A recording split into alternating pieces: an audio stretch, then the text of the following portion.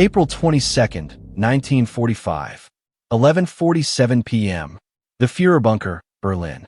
The concrete walls are sweating, not from heat, from the percussion of Soviet artillery, growing closer with every hour. The vibrations travel through steel-reinforced ceilings, down into the belly of Hitler's underground tomb, where the air smells like damp stone, cigarette smoke, and something else. Fear. In the map room, a single bulb flickers over a table covered in outdated intelligence reports. The wood surface is scarred with pencil marks and coffee rings. Around it stand the last loyal officers of the Wehrmacht, men who once commanded armies, now reduced to managing the collapse of a 1,000-year dream that lasted 12. Adolf Hitler enters. He's not the man from the newsreels. His left hand trembles uncontrollably. His uniform hangs loose. The eyes that once hypnotized millions now dart between faces, searching for something. Hope? Maybe, or just recognition that he's still in command. He doesn't find it. General Wilhelm Burgdorf stands closest to the map. His face is gray, hollowed out by sleepless nights and the moral weight of decisions no one should have to make. Beside him, General Hans Krebs, whose jaw is locked so tight you can see the muscles working beneath the skin. Hitler leans over the table. His finger, shaking, traces a line across what's left of German-held territory. It's a pitiful sliver now. A nation that once stretched from the Atlantic to the Caucasus, reduced to a few city blocks in Berlin and scattered pockets of resistance that don't know the war, is already over. Where is he now? Hitler asks. The room goes silent, because they all know who he is. Czechoslovakia, mein Führer, Krebs answers. His voice is flat, clinical. His Third Army crossed in two. I know where his army is, Hitler interrupts. I'm asking where he is. The distinction matters, because to Hitler, and to every German commander who survived contact with the American general, the Third Army and its commander are not the same thing. The Third Army is 250,000 men, thousands of tanks, artillery that can level a city block in minutes. Formidable, yes, but manageable with the right tactics, the right terrain, the right intelligence. But George S. Patton? Patton is something else. Hitler returns. When he speaks again, his voice carries an edge that hasn't been there in weeks. Not rage, but something closer to respect. The kind of respect you give a force of nature. A hurricane. An avalanche. Do you know what I told Rundstedt in 1944? Hitler says, looking at Burgdorf, after Normandy, when we still thought we could push them back into the sea? Burgdorf doesn't answer. He was there for that conversation. He remembers. I told him, stop, Patton. I don't care about Bradley. I don't care about Eisenhower. Stop, Patton. Hitler's hand slams the table. The reports jump. And do you know what Rundstedt said to me? Hitler's voice drops to a whisper. He said, Mein Führer, you can't stop him. You can only hope to slow him down. The words hang in the bunker air like smoke. Because it's true. From North Africa to Sicily to France to Germany itself. Everywhere Patton went, German plans disintegrated. Not because he had more men or better equipment. The Soviets had more. The British had better intelligence. But Patton had something that terrified the German high command more than numbers or firepower. He had speed, and speed in war is violence. Hitler walks to the corner of the room where a bottle of schnapps sits on a steel shelf. He doesn't pour himself a glass. He just stares at it, like he's forgotten why he came over. The others fight like chess players, he says quietly. They take a position. They consolidate. They wait for supply lines to catch up. He turns back to face his generals. Patton fights like a madman. He doesn't wait. He doesn't consolidate. He just moves. Krebs shifts his weight. With respect, Mein Führer, his supply lines are overstretched. His tanks are running on fumes. If we what? Hitler snaps. Counterattack? With what? Where? He gestures at the map. Every time we think we know where he is, he's already somewhere else. Every time we set a trap, he's already behind us. The room goes quiet again, because they've all been there. They've all watched it happen. Patton doesn't just defeat German armies. He humiliates them. He makes their commanders look slow, stupid, predictable, and in the rigid, honor-bound hierarchy of the Wehrmacht. That's worse than death. Hitler moves back to the table. His finger finds Czechoslovakia on the map. He's coming for Berlin, Hitler says. Not the Soviets. Him. Bergdorf clears his throat. Intelligence suggests the Americans have agreed to let the Soviets. I don't care what intelligence suggests. Hitler's voice is ice now. I know Patton. He doesn't care about agreements. He doesn't care about politics. He looks up, and for just a moment, there's something almost like admiration in his eyes. He cares about winning, and he wants to be the one to take this city. The bunker shudders. Another shell impact closer now. Hitler straightens his tunic, even though there's no one left to impress. If I could have had one general, he says quietly, almost to himself, just one, I would have chosen him. The words settle like ash. But what made Patton different wasn't just ambition or aggression. It was something the German general staff, the most professionally trained military minds in Europe, couldn't quantify, couldn't predict, couldn't counter. It was tempo. March 23, 1945. 3 weeks earlier. Oppenheim, Germany. The Rhine River crossing that wasn't supposed to happen. British Field Marshal Bernard Montgomery had spent weeks planning his assault across the Rhine further north. Thousands of paratroopers, massive artillery barges, meticulous coordination. The textbook approach. The safe approach.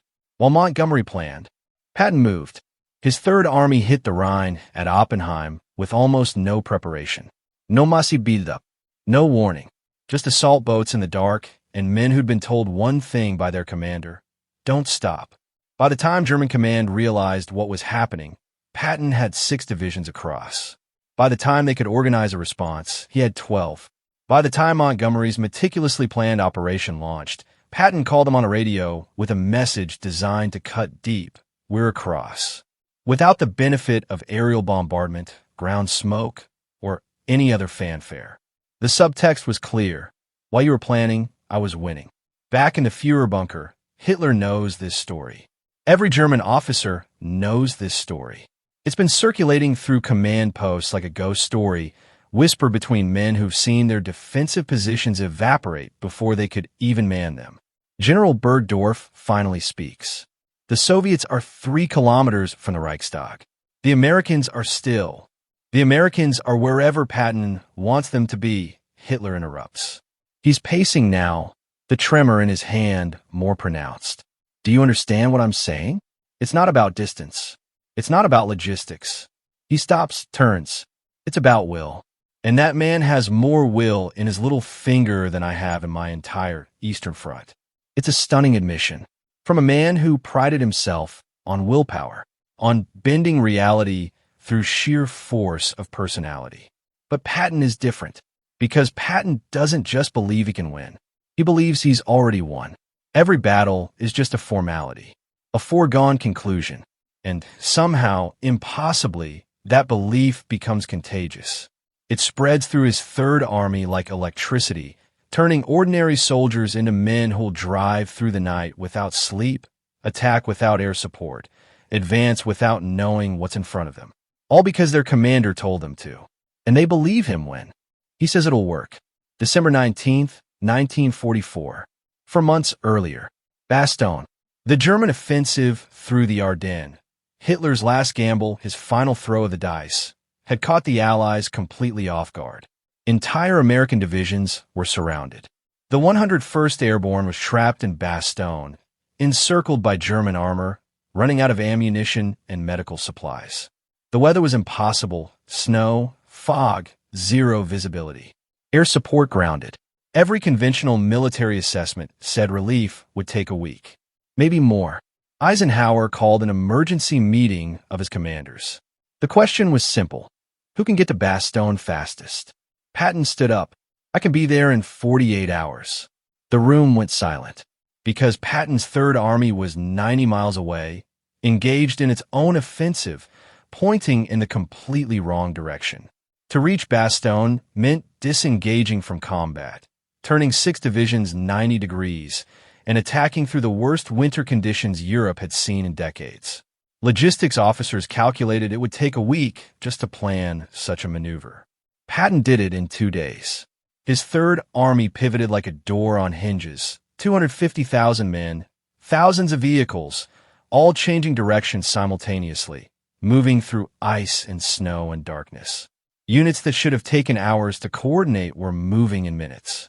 Supply lines that should have collapsed held together through sheer improvisation and the unspoken understanding that failure wasn't an option. Not because Patton would punish them, but because Patton had already told them they'd succeed. And if Patton said it, it must be true. On December 26th, the 4th Armored Division broke through to Bastogne. The siege was lifted. The German offensive, Hitler's final hope, began its collapse. Back in a bunker, Hitler is staring at the map again. His finger traces the route Patton took. The impossible 90-degree turn that military historians would later call one of the most impressive tactical maneuvers of the entire war. We had him, Hitler says quietly. At Bastogne, we had him. His army was out of position. We had numerical superiority. We had surprise. He looks up at his generals. And somehow, he still won. Krebs tries again. The weather turned. Once the Americans had air support. The weather turned because Patton ordered it to turn, Hitler says, and there's no humor in his voice. Just a flat statement of what feels, in this moment, like fact. That man doesn't acknowledge reality. He just imposes his own version of it. And somehow, the universe complies. It's the observation of a man who's spent his entire life bending others to his will, now confronted with someone who does it better. Bergdorf glances at Krebs. Neither speaks. Because what do you say to that? How do you explain that one man, one general among dozens, has become synonymous with inevitable defeat? That the mere mention of his name in German command posts causes a ripple of anxiety that spreads through planning sessions like poison? You can't. So they just stand there, in the flickering light of the bunker, while the Soviet artillery grows closer and the Third Reich measures its remaining existence in hours. And somewhere out there, beyond the smoke and rubble of dying Berlin, Patton's Third Army continues its advance. Still moving. Still impossibly, relentlessly fast. But speed alone doesn't break armies. Plenty of commanders moved fast. Rommel moved fast. Guderian moved fast. The entire concept of blitzkrieg was built on speed and momentum. So what made Patton different? What made German generals? Men who'd pioneered mobile warfare, who'd conquered Poland in weeks and France in 6. Look at this American tank commander with something closer to dread than respect. The answer is simpler than you'd think. Patton didn't just move fast. He made you feel slow. August 1st, 1944. Avranches, France. The breakout from Normandy. The moment. When the grinding attrition of hedgerow fighting finally cracked open, and the Allied armies spilled into open French countryside. Every military planner expected a methodical advance. Secure positions. Establish supply depots. Move forward in coordinated phases, consolidating gains, minimizing risk. Patton threw the entire concept in the trash. His Third Army didn't break out of Normandy. It exploded out. 7 divisions funneled through a single corridor at Avranches. A corridor so narrow that if the Germans had realized what was happening and counterattacked, they could have cut off the entire force. But they didn't realize. Because by the time German intelligence confirmed Patton was at Avranches, he was already 40 miles beyond it. By the time they repositioned forces to contain him, he'd taken 6 more towns. By the time they established a defensive line, he'd gone around it. It wasn't just that Patton was fast. It was that his speed created a kind of temporal distortion, a disconnect between what German commanders thought was happening and what was actually happening. By the time their intelligence reports reached headquarters, the information was already obsolete. They were fighting a ghost, a phantom that appeared behind them before they'd even confirmed it was in front of them. In the bunker, Hitler turns away from the map. He walks to a small wooden chair, the only furniture in the room besides the table, and sits down heavily. "I read his book," he says suddenly. Bergdorf and Krebs exchange glances. "What book, mein Führer?" Krebs asks. "War as I Knew It," Hitler says, though the book won't actually be published until after Patton's death. What he's referring to are intelligence reports, intercepted communications, captured documents, interrogations of prisoners who'd served under Patton. Pieces of the man's philosophy, assembled like a mosaic. Do you know what he believes? No one answers. He believes war is simple, Hitler continues. Not easy, simple. You find the enemy. You hit him as hard as you can. You keep hitting him until he stops moving. And then you move forward and find the next enemy. He looks up. No grand strategy. No elaborate deception. Just relentless aggression. It's reductive, of course. Patton was more sophisticated than that. He understood logistics, intelligence, combined arms coordination. But there's a kernel of truth in Hitler's assessment. Because Patton had learned something that most military theorists spend careers trying to articulate. In war, psychological momentum matters more than physical position. October 12, 1944. Metz, France. A fortress city that had never fallen to assault in 1,500 years. Medieval walls reinforced with modern concrete and steel. Underground forts armed with artillery. A German garrison determined to make the Americans pay for every meter. Every military assessment said Metz would take months to capture. Patton's staff recommended bypassing it entirely. He attacked it anyway, not because it was strategically essential, but because everyone said he couldn't take it quickly. And Patton's entire operational philosophy was built on doing what the enemy thought was impossible. The Third Army hit Metz with coordinated assaults from multiple directions. When direct assault failed, they went around. When going around failed, they went under, literally, sending infantry through the old Roman sewers. When artillery couldn't crack the forts, they brought up tank destroyers and fired point-blank into gun embrasures. It was brutal, costly, exhausting, and it worked. Metz fell in 6 weeks, a fraction of the expected timeline. The German defenders, who'd been told to hold for months, surrendered in shock. But the real victory wasn't tactical.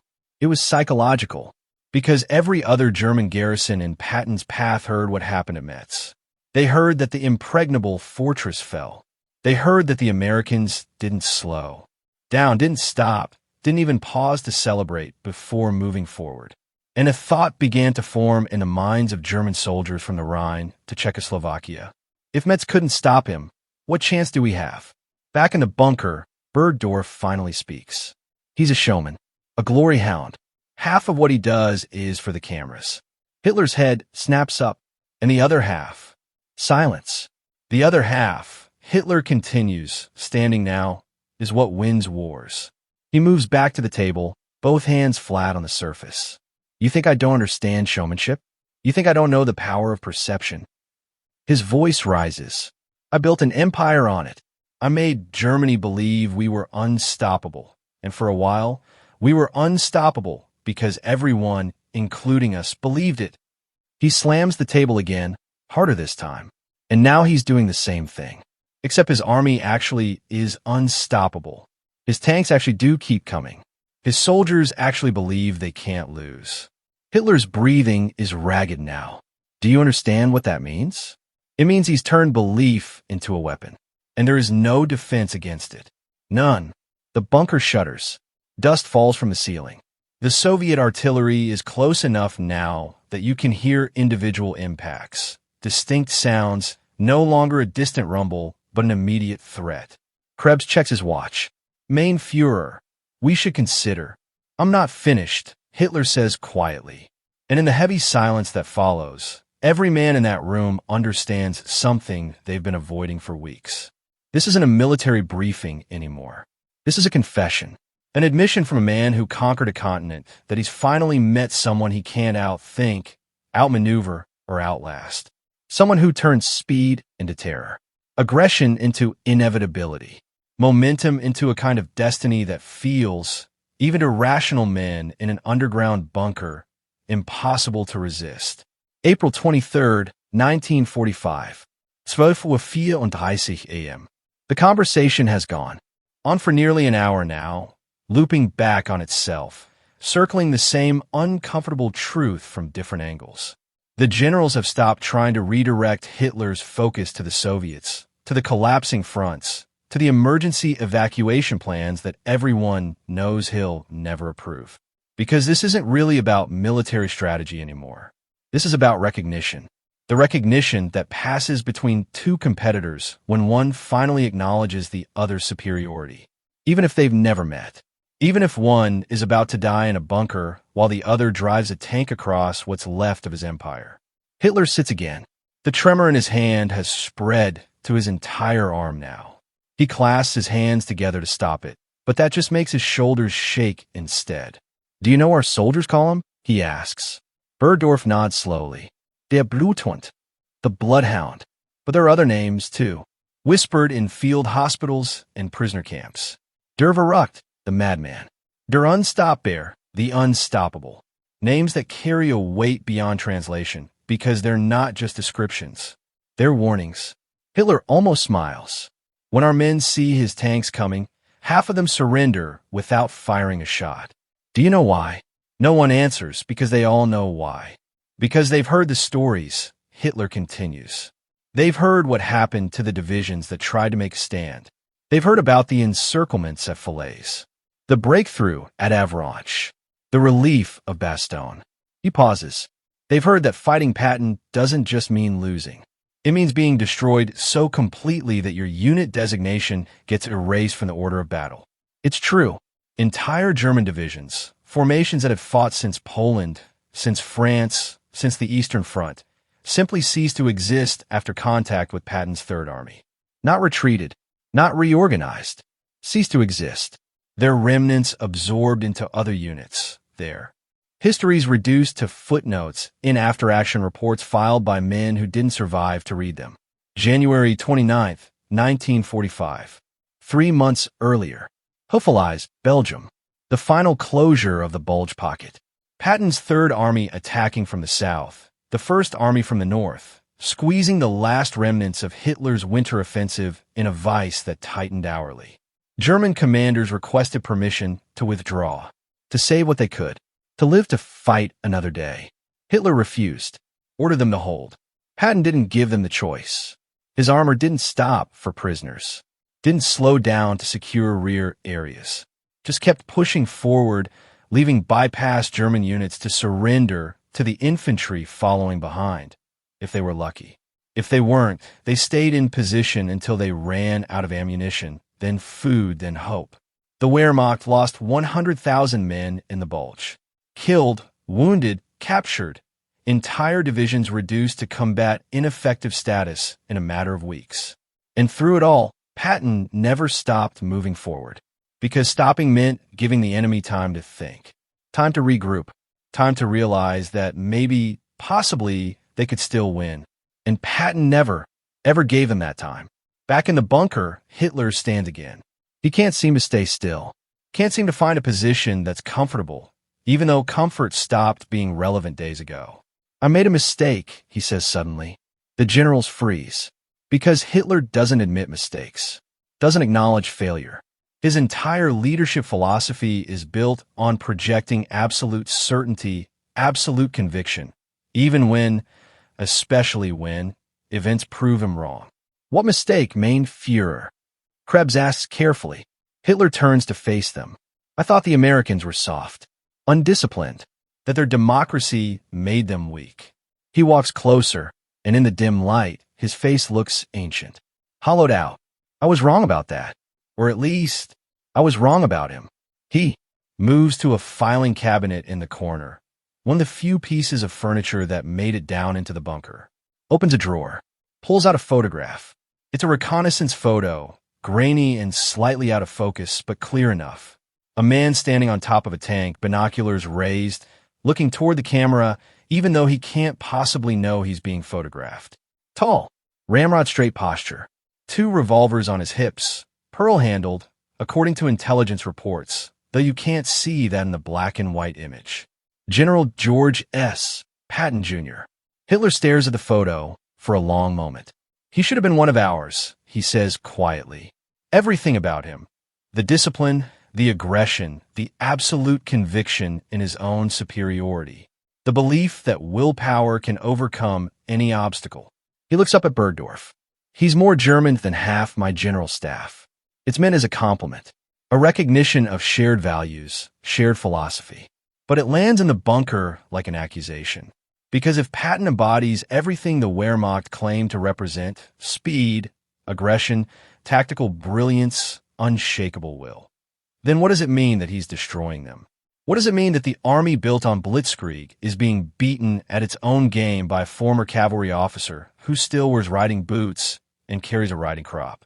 The answer sits in that room like a third presence, unspoken but understood. It means the philosophy was never the advantage. The tactics were never unique. The German military machine wasn't superior because of its doctrine or its training or its equipment. It was superior because, for a brief moment in history, it had believed it was superior, and now someone else believes harder. Hitler sets the photograph on the table, face up, so Patton's image stares at the map of his dying empire. If the Soviets take Berlin, Hitler says, it will be a military defeat.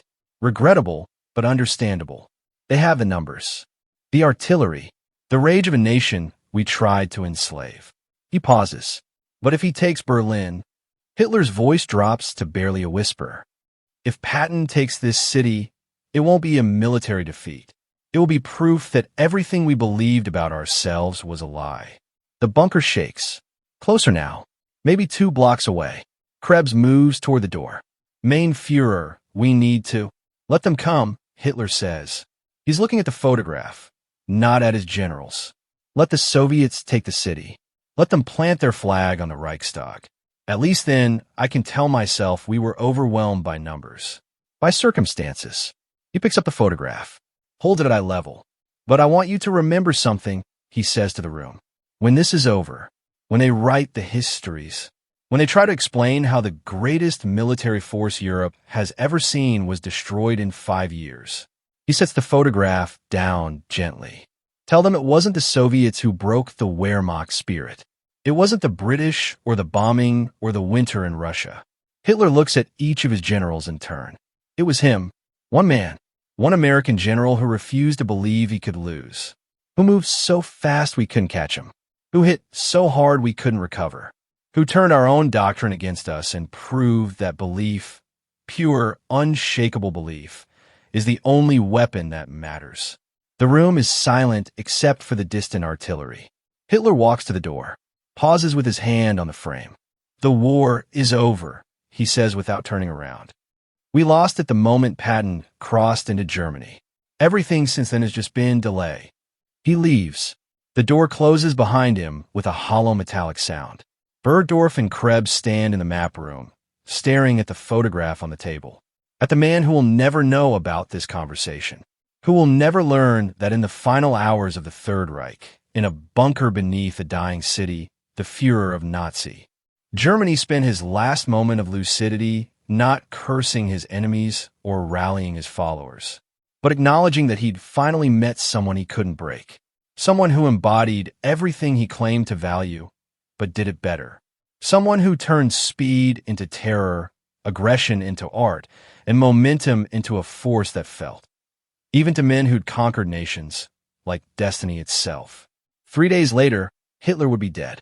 12 days after that, Germany would surrender. And George S. Patton, still moving forward, still impossibly fast, would drive his Third Army into Czechoslovakia and beyond, stopping only when Eisenhower, not the Germans, finally ordered him a halt. Because in the end, the only force that could stop Patton was his own side.